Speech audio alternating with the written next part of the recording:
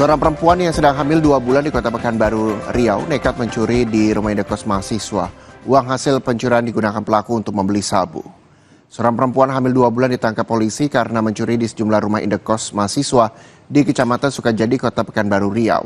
Pelaku bersama rekannya mencuri kunci kamar indekos di pos penjagaan saat petugas lengah. Barang bukti yang disita diantaranya adalah laptop, ponsel, dan ratusan kunci kamar indekos yang dicuri pelaku. Sebagian barang hasil curian sudah dijual dan uangnya digunakan untuk membeli sabu. Akibat perbuatannya, pelaku terancam 7 tahun penjara.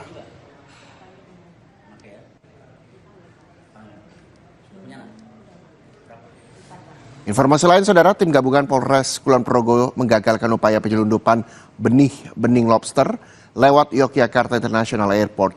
Penyelundupan 80.000 ekor benih lobster itu diperkirakan bernilai 1,6 miliar rupiah. Pengungkapan ini berawal saat petugas keamanan bandara mencurigai 2 koper saat pemeriksaan X-ray milik seorang penumpang berinisial DW.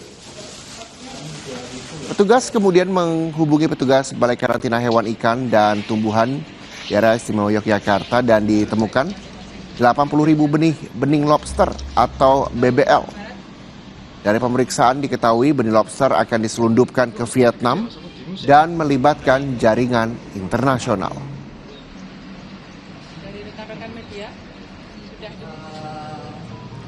Satu jam sudah, saudara, Sapa Indonesia Siang hadir hari ini. Jangan lupa saksikan program Sapa Indonesia Siang setiap hari Senin hingga Jumat jam 13 waktu Indonesia Barat. Untuk itu saya Muhammad Syahreza dan juga teman-teman dari tim Sapa Indonesia Siang pamit undur diri. Terima kasih. Sampai jumpa.